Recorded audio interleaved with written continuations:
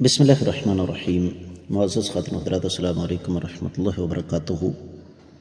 کوئی بد نصیب اگر کسی بچے کو اس کے پیدا ہونے سے پہلے ہی اس کی والدہ کے پیٹ میں قتل کر دے تو اس کی دیت کیا ہوگی؟ یہ ہے ہمارے حدیث کے سبق کا موضوع، مشکوٰۃ المصابیح کتاب القصاص، اور باب ہے عورت کے ساقط بچے کی دیت کا۔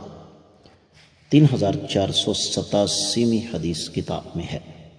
الفاظ سماعت فرمائیے گا۔ وعن ابی ہریرہ رضی اللہ تعالیٰ عنہ قال قضى رسول اللہ صلی اللہ علیہ وسلم فی جنین امرأة من بنی لحیان سقط میتا بغرة عبد او امة ثم ان المرأة التي قضي عليها بالغرة توفيت فقضى رسول الله صلی اللہ علیہ وسلم بأن میراثها لبنيها وزوجها العقل على عصبتها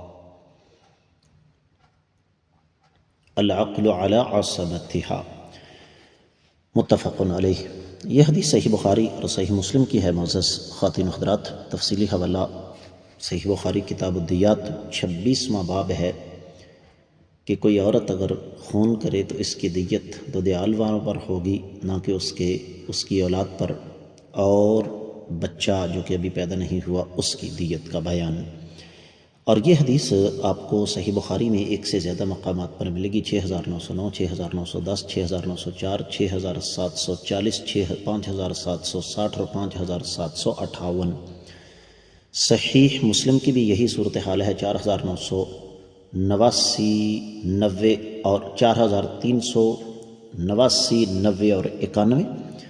سنن ترمذی میں 2111، 1410، سنن ابی داؤد میں 4576 اور 79، اور سنن نسائی میں 4821، 22 اور 23، سنن ابن ماجہ میں 2639، بلوغ المرام میں 1000 دوسری حدیث ہے۔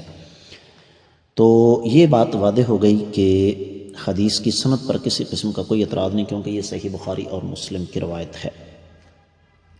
ترجمے کی طرف بڑھتے ہیں کہ سیدنا ابو ہریرہ رضی اللہ تعالیٰ عنہ سے روایت ہے کہ اللہ کے نبی صلی اللہ علیہ وسلم نے بنو لحیان کی ایک عورت کے جنین کے گرنے پر ایک غلام یا کنیز کا فیصلہ کیا۔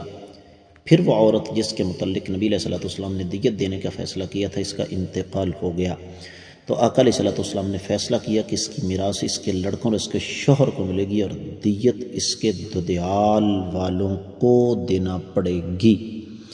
معزز خواتین و حضرات، یہ مسئلہ اہل علم کے درمیان اچھا خاصا معرکۃ الآراء ہے، لیکن میں انتہائی اختصار کے ساتھ اس کے حوالے سے 2-3 موٹی موٹی باتیں آپ کو بتا دوں کہ جس عورت نے مارا تھا اس کا نام ام عقیقہ بن مروح تھا، اور یہ قتل عمد نہیں تھا، قتل خطا یا شبہ عمد تھا۔